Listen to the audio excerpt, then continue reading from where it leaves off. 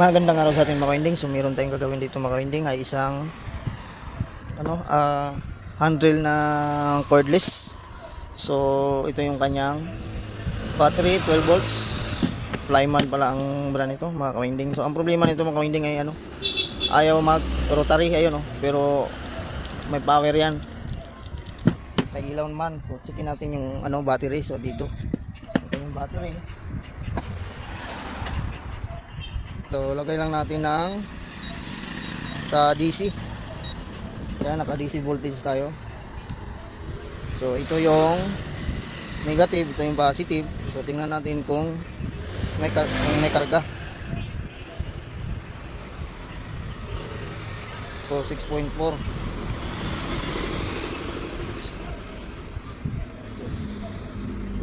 5 volts.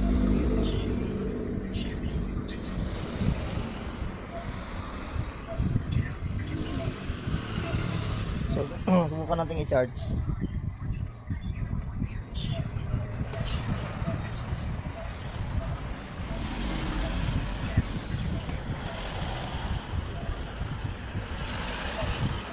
Laglag pa. So, i-charge natin.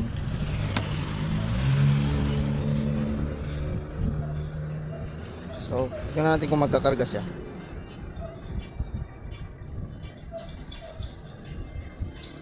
Kaso lang flat weighting yung kanyang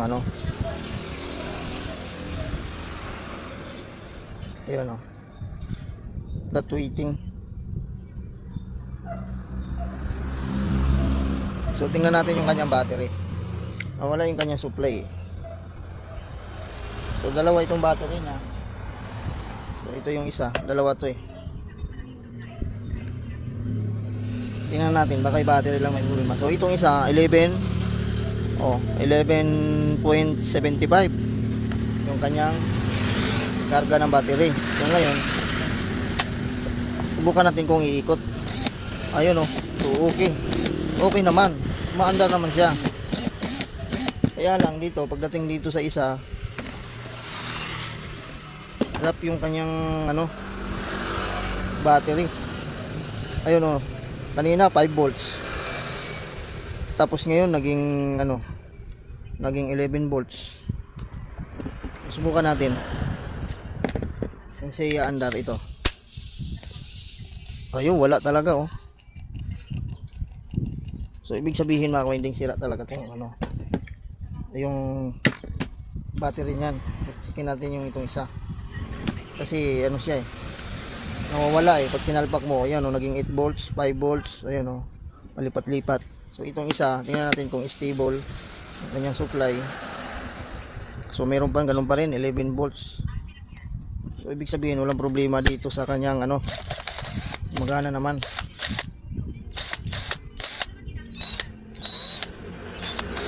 So ang may problema itong isang battery niya.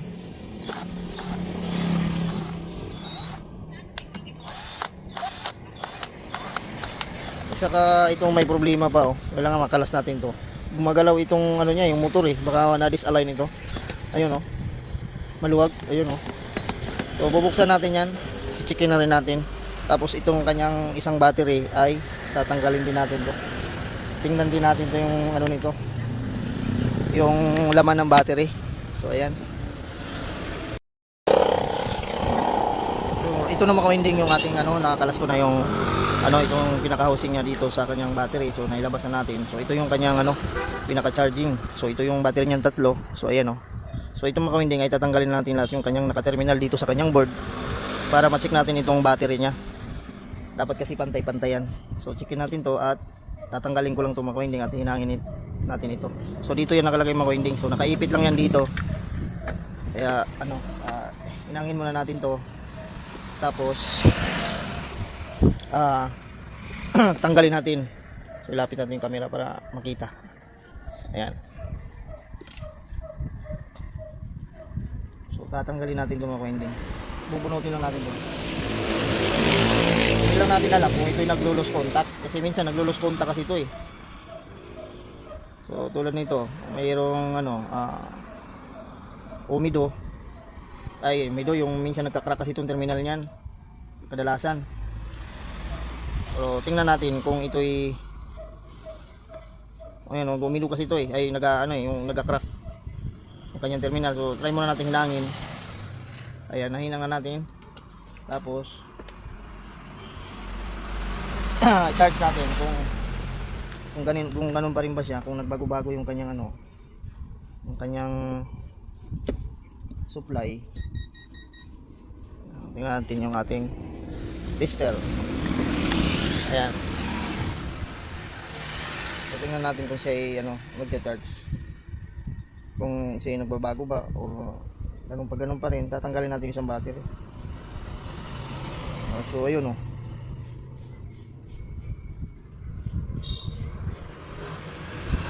Tingnan natin kung madagdagan siya. Nadagdagan naman, kaso lang wala-wala. Natin. Ayan o, kumakarga naman. Tapos pag inalis natin, minsan kasi sa terminal lang nagkaroon ng problema. Pinaka-terminal ng ating sa may board, panlalagyan ng battery. Yan ang kadalasan dito sa mga cordless na handrail. Minsan sa terminal. Ayan o, wala nang yan. So 7 volts. Kasi lang hindi natin matesting. Pero mas maganda tanggalin natin para ma-actual natin na yung kanyang battery ay okay ba. So ano lang natin to.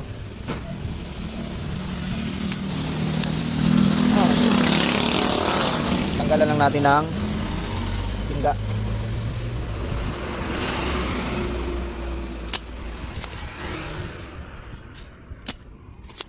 Ayan.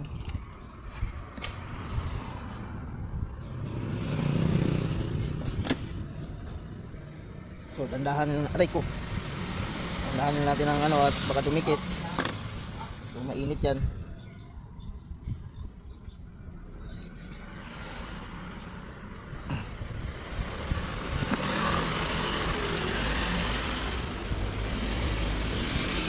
So tanggalin muna natin tong terminal niya para matanggal.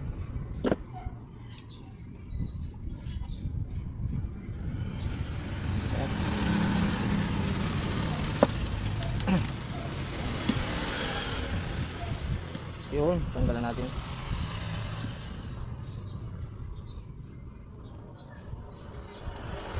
Yan, tanggalan natin mga kainting Ayan o. Tapos checkin natin isa-isa ito kanyang battery kung good pa siya or hindi. Tester natin, kita ba? Ayan, checkin natin ang isa yun. 3.9. kaso lang magkakadikit ito, so dapat baklas kasi magkakadikit lang ito Tapos itong isa kasi sumasama na yung isa kasi magkadikit. Okay, 3.9. So okay itong isa kasi ito, isa solo. Hindi wala solo. Maganda dito ay tanggalin natin.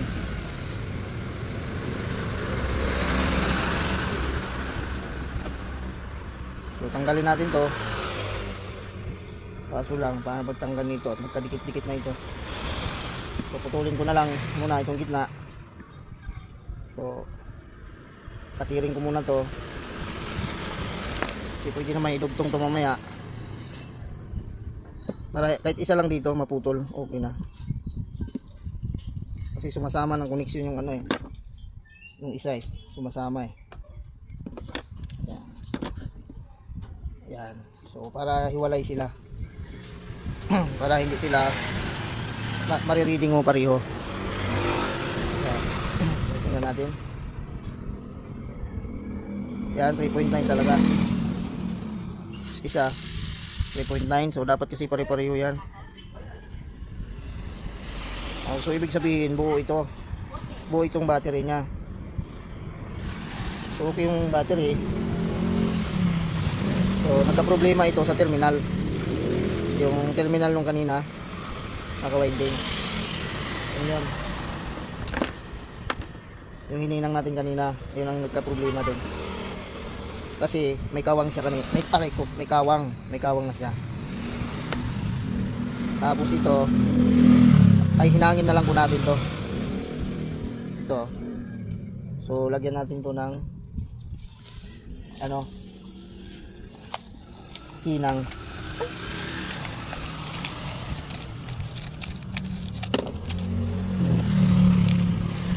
So okay yung kanyang battery.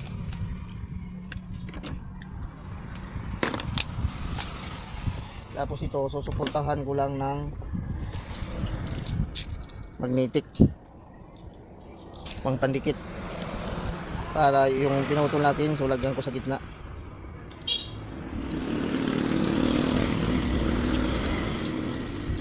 Kahit stranded wire pwede yan.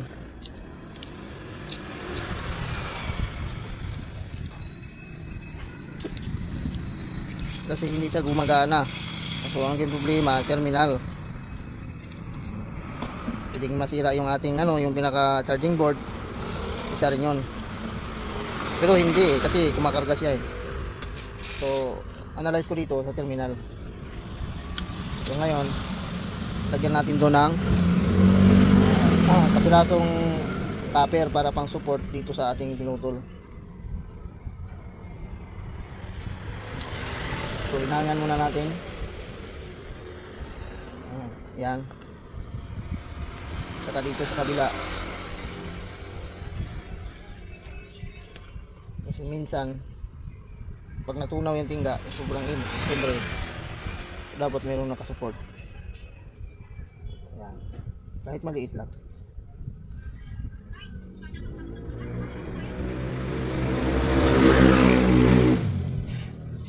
Yan. Tapos putulan natin. Tapos tuwid natin to at ibalik natin yun.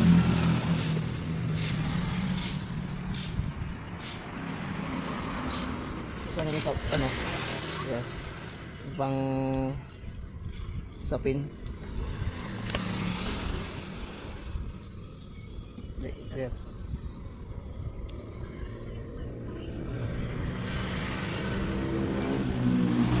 Tapos yung board natin. So dito yan.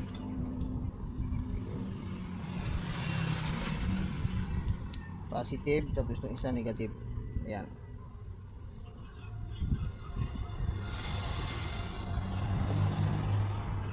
So nagkakatalo ito sa terminal.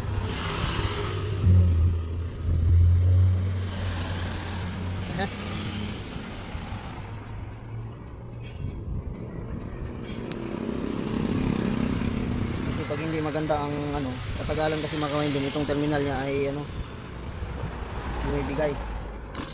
Pag hindi maganda ang hinang natin, pag yung hinang ay bumigay na, so hinangin lang ng maayos natin itong terminal niya. Kasi yun ang problema nito eh, yung terminal. Kasi pag tanggal na battery, tanggal.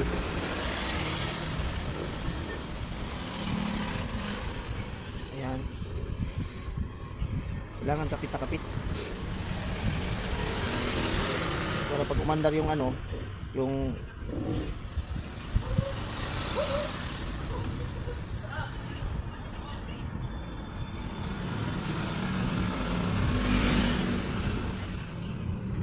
ayan, handa natin para kumapit.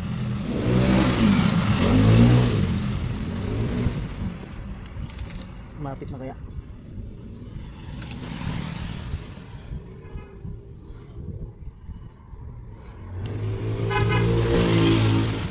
Kasi nang natin to kasi hindi sa kinakapitan.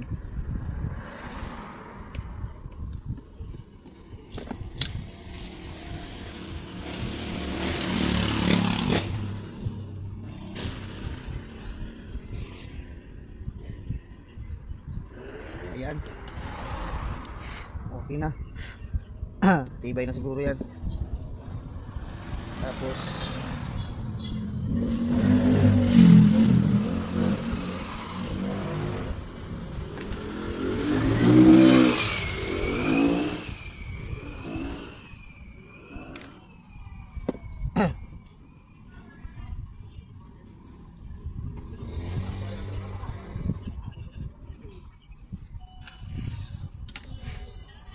So ayan mga ka-winding, nahinang na natin. Ayan. So okay naman kargado pa naman yung kanyang yung kanyang voltahe. Tingnan natin ulit. Ayun So nagkaroon lang ng problema talaga dito, terminal lang. May problema niya mga ka-winding. Terminal lang yan. Tapos ito, ilagyan ko na lang ng tape. Lagyan ko na lang ng masking tape kay malas na Yan. Para hindi matanggal kasi babalik na natin siya dito sa kanyang So ayan, so isasalpak ko na yan dito mga ka-winding. Ayan Yun, labas na yung kanyang terminal. Tapos dito Ayan.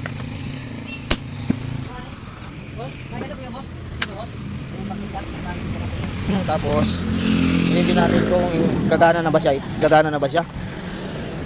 Kasi yun ang problema nito Sana gumana. Ayun, okay na ito mga ka-winding malakas na So ang may naging problema lang pala talaga dito mga ka-winding, yung kanyang yung kanyang terminal. Tapos ito mga ka-winding, ayusin natin yung gumagalaw-galaw doon sa loob. Ayan yung motor niya yan mga disalign lang. Ayun So bubuksan muna natin to, at least okay na itong ating pinaka-battery niya. So kakalasin ko muna mga ka-winding kasi flower yung ginamit niya dito, flower. So ito na mga ka-winding, nakalas na natin yung kanyang yung cover ng ating cordless na handle. So ito madumi pa siya mga ka-winding. Ibigsa natin. Dumi. So ang problema kasi nito mga ka-winding, dapat hindi ito sasama. Pag umandar yung motor, hindi dapat ito sasama. Umiikot kasi siya So tulad dito mga ka-winding, ayan meron siyang nasugatan, ayan nabalatan na siya. Ayan Kaya pag ito'y dumikit sa kanyang bucket guard, pag ito'y dumikit sa kanyang body, positive pa naman ito. So maaaring masira itong ating cordless yung kanyang motor. So yun ang magiging problema dito mga ka-winding sa ating cordless. So yan nabalatan na yan. Kaya ikot siguro dito at ito'y sumama, masusugatan. So ngayon mga ka-winding, align lang natin to, tapos lagyan ito ng tape. Tapos ito mga ka-winding ay gawa natin ng paraan para hindi ito sumama, umikot. Kasi sumasama siya Dapat hindi sasama yan kasi pag malakas yung pwersa nung pag ginagamit ng pagbarina, iikot talaga to hanggat hihilahin niya to. Ayan, so ko muna mga ka-winding at tatakpan muna natin yun. So lagyan natin ng circable tube yan, yung mas maganda siguro.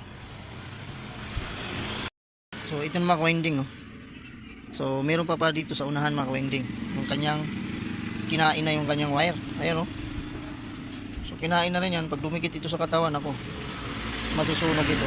Kasi kaya naman pala sumasama ito sa pag-iikot mga ka-winding. Kasi itong dalawa niya, ito may tornilyo yan nakatornilyo. Ito'y kumalas na dito, yung dalawa na yan.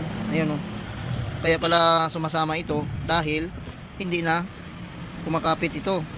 Kaya pala umiikot, dapat hindi ikot kasi nakatornilyo siya So ngayon ang maging mangyari dito mga ka-winding ay itong kanyang mechanism nito sa loob ay obligado tayong babaklasin yan. Kaya nang mahirap nito dahil marami itong ngipin sa loob. Naku, pag nagkamali tayo ng lagay nito ay hindi natin maaayos itong cordless na ito. So kailangan may balik natin ng tama kasi kailangan may tornilyo muna natin ito dito. Kasi pag hindi natin matornilyo niyan, sisirain niya ito kasi iikot. Ngayon pag umandar yung ating cordless, itong motor, walang puwersa. Hindi makapwersa na maganda dahil walang kapit dito sa kanyang motor. Kaya pati ito umiikot. Kaya yun sinira ito. Kinain niya yan. Tapos yung battery ay hanggat sa katagalan ay masira na rin yung battery. Pag nagkaroon ng short, yun ang natin ngayon. Babaklasin itong mechanism niya dito. Tapos ito ay ayusin natin to, yung kanyang wirings na ginain. So kabilaan pala to, pati ito kabila. Meron. May gas-gas na. Nabalatan na siya. So ito naman ka-winding na lagyan na natin ng yung circable tube, yung kanyang tawag nito, yung kanyang wire, yung nabalatan na. So ngayon mga ka-winding ay sasalpak na natin. So ito mga ka-winding ay ito yung kanyang mechanism dito sa loob. So ito yung lock niya. So dito nakalagay yan. So pagtanggal lang naman ito mga ka-winding ay pipihitin lang to ng pakaliwa para ito yung mangat. So ito ngayon ikakabit na natin to ngayon. Kasi ngayon wala akong maibibigay. So ngayon ito mga ka-winding, pagkabit lang naman ito, pag ganyan lang to. So ikabit na natin to. Tapos ito yung tornilyo niya. Kasi kaya sumasama pag ikot yung ating motor, yung katawan, kasi gawa nga nitong natanggal ito. Lumuwag sa katagalan, siguro pag napursa ng gamit, kaya lumuluwag ito. Ayan. Ay, hugpitan lang natin. Ayan. Palagay ko siguro hindi na to sasama sa pag-ikot. Ayan. So okay na. Tapos so ito itapat lang natin yan. So ipihit natin mamaya. So iano muna natin dito. Tagilid mo yan. Tapos pihitin natin para mag-lock siya dito sa butas. Ayan o. So masyadong ano So sintro natin. Sumangkal kasi itong ano. Kailangan isintro itong ayun. Hindi siya tumapat eh. So itapat natin. Saan na ba yan? Ayan. So tapat natin dito. Yun. Tapos sabay pihit. Yun. Okay. Ayan o. Ayan o.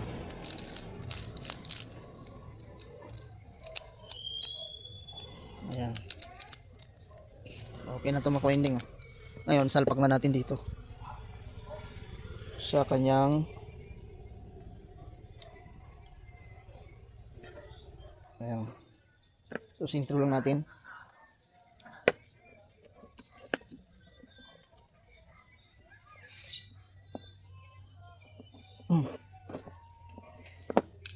Ayan.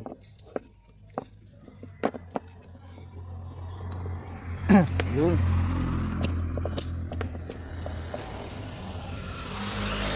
Tapos ito ay hinangin natin muna. Hinangin muna natin to. Dahil ito ay tinanggal ko muna kanina. At nilagyan ng circable tube.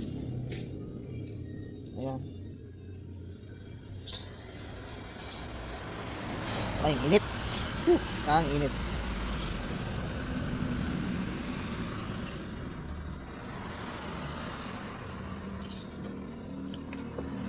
Tapos ito.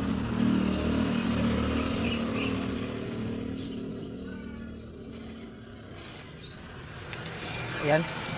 So nahinangan natin. Tapos yung lock niya. So ito. Dito yan sa ano.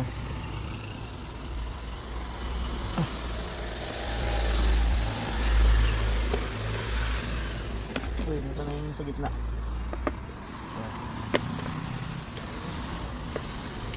Kabit lang natin. Sintro lang natin dito. Dito yan. Ayan.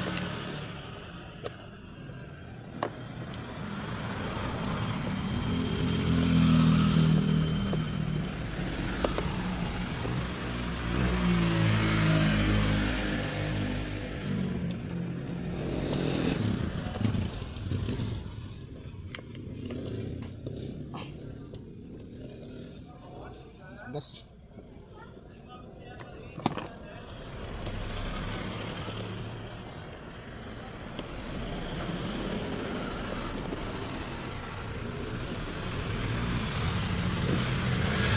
Uy, sumingit yung wire.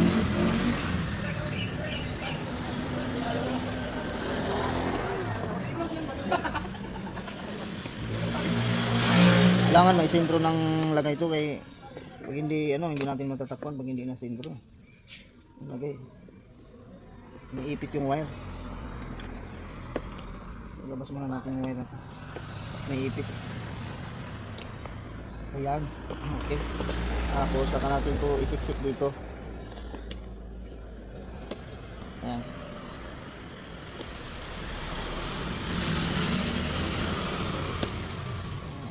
pailalim natin. Pailalim na lang para mas maganda. Pailalim. Ayan. Tapos ito ay siksik natin dito yung hindi nakakasagabal.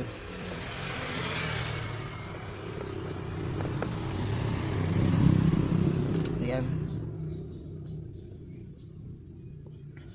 Para hindi ayan.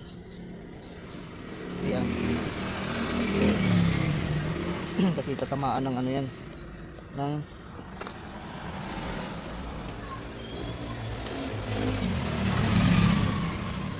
ayan, balutin na natin yan. Tapos ito sintro natin dito.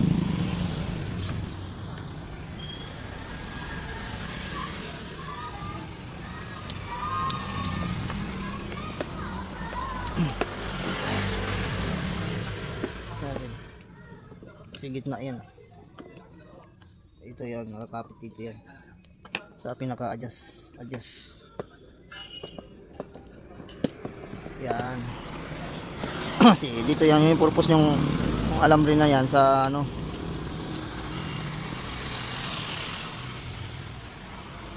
na pang ano, may pampabilis saka malakas, gusto ng malakas ang ano, ang tawag nito, yung ikot ng ating motor. Yan yung trabaho niyan. Ayan, okay na.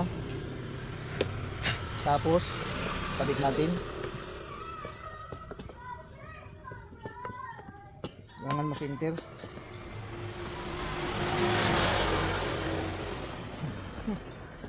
Ayaw pa. Ayaw yata.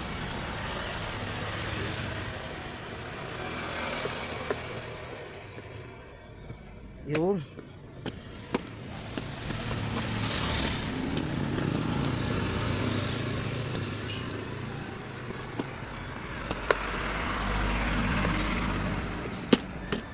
Ayaw pumasok.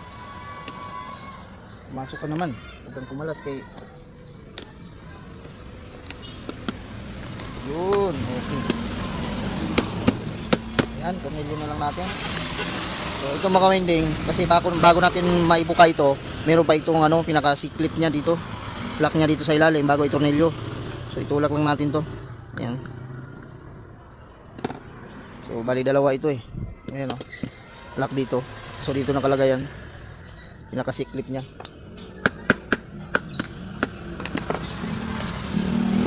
Tapos tornilyo natin. Ayan.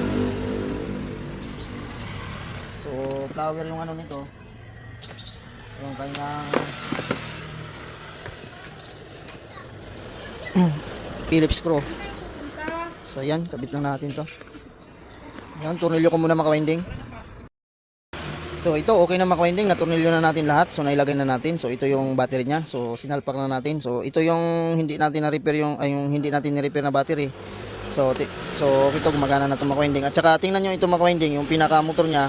So hindi na siya umiikot, hindi na siya sumasama. So ngayon paanda rin natin. So pagmasdan nyo yung pinaka housing ng ating motor. So ayan. Ayan o. Ayan o. Oh, yun, okay na siya. Ayan o, hindi na siya sumasama. Hindi katulad kanina, sumasama siya gawa nung kumalas doon yung kanyang dalawang tornilyo. So ito dapat tingnan nyo yan o, para dito kita. So hindi na siya sumasama. So ito mga winding, so ito yung ni-repair natin, itong battery na ito. So tingnan natin kung siya hindi na ba pawala-wala. So ayan, tingnan natin kung siya aandar. Ayan o. So okay na ito mga winding, so hindi na ito sumasama pag-ikot. So ang naging problema lang talaga nito mga winding ay yung kanyang terminal nito. Kasi chinik naman natin yung kanyang ano, isa-isa yung battery at tinanggal natin. So okay naman lahat, 3.9 lahat, pareho-pareho ang kanyang karga. So nagkaroon lang talaga ng problema doon sa terminal. Kasi pagkatagalan ay ano yan, kung parang ano, bumibitak siya. So ayan. So okay na ito mga winding, yung ating cordless handrail. So ayan, kung bago lang po sa kanyang channel, so please subscribe at pahit ang notification bell para updated po kayo pag may bago tayong video. So ayan mga winding, so bye bye na po at God bless all po sa ating lahat mga winding.